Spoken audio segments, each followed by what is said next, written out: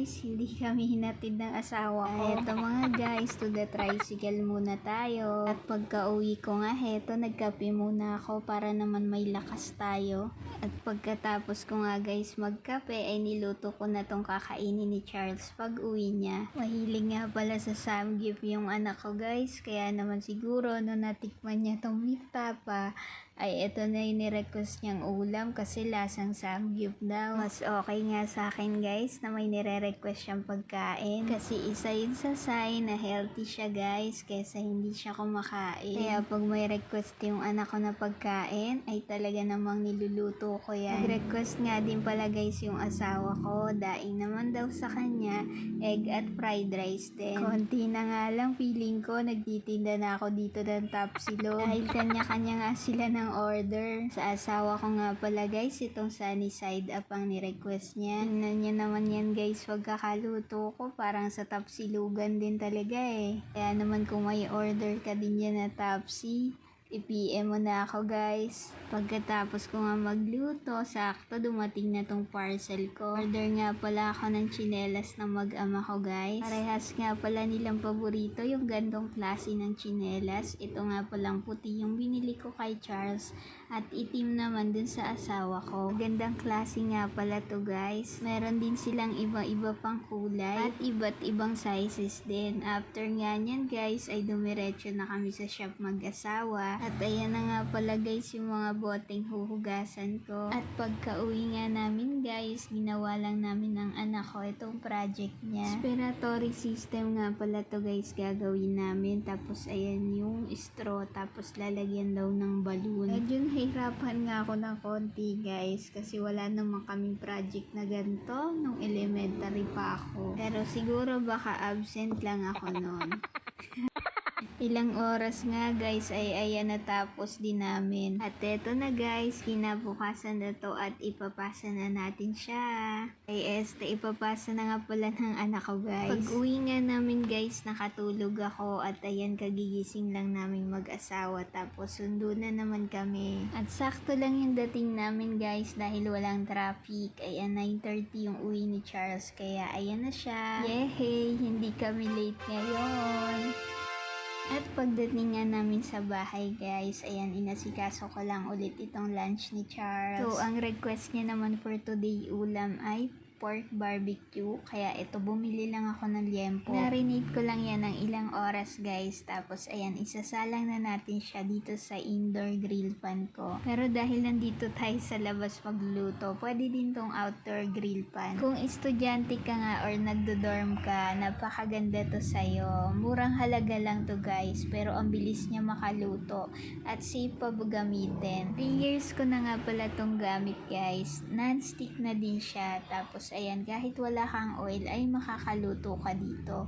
Sa 3 years ko nga gamit to guys, grabe, masasabi ko na worth it yung bili ko, less than 500 pero ang tagal na namin nagsasama nito. Kaya pag bigla ang nag-request si Charles ng pork barbecue, ito yung ginagamit ko para mabilis ka akong makaluto. Nang tapos na nga ako magluto guys, ayan, in-off ko lang yung switch niya, yung dalawang guhit, yan yung pinakamainit.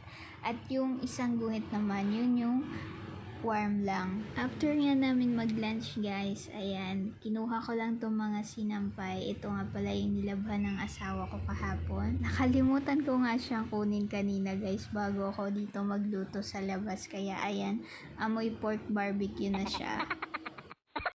At kinabukasan nga, luto ako ng sinigang na bangus. Nandito na nga pala ako sa bahay namin mga mare kasi sa Monday may pasok na si Charles. Buti nga pala at umuwi na ako dito sa bahay ko mga mare. Kasi grabe, parang binagyo yung kusina ko. Busy din kasi yung asawa ko sa pagdi-deliver. Kaya ayan, uuwi siya dito ay kakain lang tapos magpapahinga.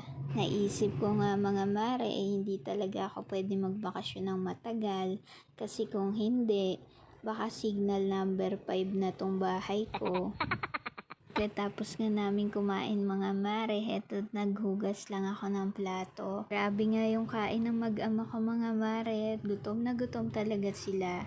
Namiss nga daw nila kasi tong luto kong sinigang na bangus, kaya ayan muntik na maubos. Nang gabi na nga mga mare, kinuha ko lang tong mga sinampay. Kaninang umaga nga sobrang tahimik dito sa amin mga mare, pero ngayong gabi nag-uuwian na yung mga tao galing sementeryo. Nakakatuwa nga sila pagmasdan mga mare kasi yung iba may mga dala pang kaldero, kutsyon, tapos masaya silang mga nagtatawanan. Habang nangunguha nga rin pala ako ng sinampay mga mare, ay dumating na yung asawa ko at may pasalubong siyang balot. Kinaumagahan naman mga mare, bago ako magluto pinunasan ko lang tong induction cooker ko. At ang request ni Charles na almusal ay itong itlog. At syempre, hindi rin mawawala ang kanyang paboritong corned beef. Ang paborito nga ni Charles mga mare yung corned beef, tinry ko naman tong CDO na naka-pouch. Mura lang kasi to mga mare at sakto lang sa isang kainan niya. Ang gusto niya nga ay ihalo ko na sa rice niya para subo na lang siya ng subo. Mahilig nga din pala tong anak ko sa fried garlic mga mare, kaya haya nilagyan ko din. Maya-maya nga lang pala mga mare, nagising na yung asawa ko. Sunday nga pala ngayon kaya medyo tinanghali siya ng gising. Nagpasama nga pala siya sa akin sa hardware mga mare at ayan may binili kami. And then pagka uwi namin, dumaan na ako kila Manong para bumili ng pang tinola. Ito naman nga yung request na ulam ng mag-ama ko today. Kaya lang, wala na palang dahon ng sili kila Manong, kaya ayan, kumuha na lang ng malunggay yung asawa ko. At nang gabi na nga mga mare, sinamahan ko lang yung asawa ko magpagas. Malapit nga lang pala to mga mare, dito sa may sementeryo. Tingnan nyo nga, ang dami pa ring tao at ang dami pa ring nagpupunta sa sementeryo. Success nga mga mare, meron na akong siopaw. Hindi nga napigilan ng asawa ko at lumapit pa dito sa may mga Oplan Undas. Niloloko ko nga, sabi ko baka matakot sila kasi may dala ka pang gas dyan. Madami pa rin niyang tao mga mare, tapos sa gilid dito ang daming nagtitindang pagkain. Sa dami nga na nagtitinda dito mga mare, para ka nang nasa food court. After a couple of minutes, nakauwi na nga pala kami mga mare. Ininit ko lang tong adobo at yung natirang sabaw namin kanina, nilagyan ko ng itlog. After namin kumain mga mare, nagdasal lang kami. Tapos pinagtirik namin ng kandila yung mga mahal namin sa buhay na wala na. Kinabukasan naman mga mare, maaga kaming naghatid para hindi malate si Charles. Niloloko nga siya dyan ng papa niya mga mare, sabi may paparating na bagyo kaya wala na naman kayong pasok. Sa mga oras nga to mga mare ay umaambon-ambon na kaya binibilisan na namin. Pag uwi naman namin, dumiretso agad kami sa shop at madaming nagmamadaling customer. Inuna pala namin dalhan yung mga kahapon pa na wala ng tubig mga mare kasi hindi pa daw sila nakakainom. Pagkatapos nga namin mag-deliver ng unang batch mga mare ay nagsundo naman kami. Nag-request nga pala si Charles ng chicken and fries kaya ayan bago kami umalis, binilhan ko na muna siya mga mare. Pagkatapos niyan, diretso naman kami sa shop para naman sa second batch ng deliver namin. At ayun lang yung ginawa ko ng buong araw mga mare at kinabukasan naman, ganda ka pa sa umaga. Ngayong araw nga mga guys, maaga akong nagluto ng kanin. Nag-request nga din pala si Charles ng nilagang itlog kaya ayan sinama ko na. After nyan mga guys, sinamahan ko muna, tinulungan yung asawa ko sa shop. Ganda pa nga ng araw dito mga guys. Pero bukas uulan na kasi meron na naman tayong parating na bagyo. Medyo inaantok pa nga ako dyan. After a couple of minutes, eto na ready na ang first batch ng ating i-deliver. Uwi nga pala namin mga mare, yan nagluto lang ako ng uulamin. Nag-request nga pala yung mag-ama ko ng pork chop. Kaya yung liempo, hiniwa-hiwa ko na lang para dumami. Pag pork chop kasi yung binili ko, mas mahal yun mga mare. Habang nagpiprito nga ako dito mga mare, tilamsik ng tilamsik yung mantika. Kaya ayan, pina-face the wall ko muna sila. Nang makaluto na nga pala ako mga mare, eto't nauna na si Charles kumain kasi nagluto pa ako ng gulay. Hapon na nga mga mare, hindi na ako sumama sa shop.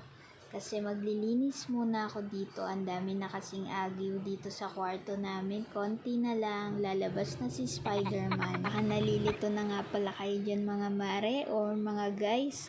Ako din dito, nalilito na. Pero salamat sa panonood nyo ha. Sa mga nagtataka nga pala kung bakit ako nagmi-mini vlog. Last 2023 ko pa pala to inumpisahan mga mare. Pero ngayon lang ako nag-upload dito sa Blue. Last 2023 nung nag-affiliate nga pala ako mga mare. Kasi sayang naman yung wifi namin sa bahay. Sa awa ng Diyos, nakakatulong naman mga mare. Pag may gusto yung anak ko, nabibili ko naman. Pag pa doon, natutulungan ko din yung asawa ko. Lalo na kapag kapos yung budget namin, ay buti meron akong kinikita kahit kaunti. Sa totoo lang mga mare, sobrang mahiyain ako, bata pa lang. Sabi nga ng nanay ko, consistent na most behave ako. Nung nag-aaral nga ako mga guys, pagka hindi mo ako kinausap, hindi rin kita kakausapin. Pero nung naging magulang na ako mga mare, nawala na yung hiya ko. Kasi naisip ko, kung mahihiya ako, ay nako, hindi ko yun mapapakain sa anak ko. Kaya sa mga kapwa ko mamis dyan, pagka may pagkakakitaan na opportunity, go lang tayo. Basta wag illegal ha. Wait nga pala muna tayo dito mga mare sa video. The next day, pupunta kami mag-asawa sa hardware. Sira na kasi mga mare yung mga saksakan sa bahay namin. Yung mga outlet, katanggat-tanggalan na. Kaya ayun, bibili sana kami pero wala silang stock. Naglakad lang kami mga mare kasi malapit lang to sa bahay namin. And then pag uwi, naghiwalay na kami mag-asawa. Siya pumuntang shop, tapos ako nag-asikaso muna sa bahay. At ayun lang muna mga mare. Salamat sa panonood. God bless.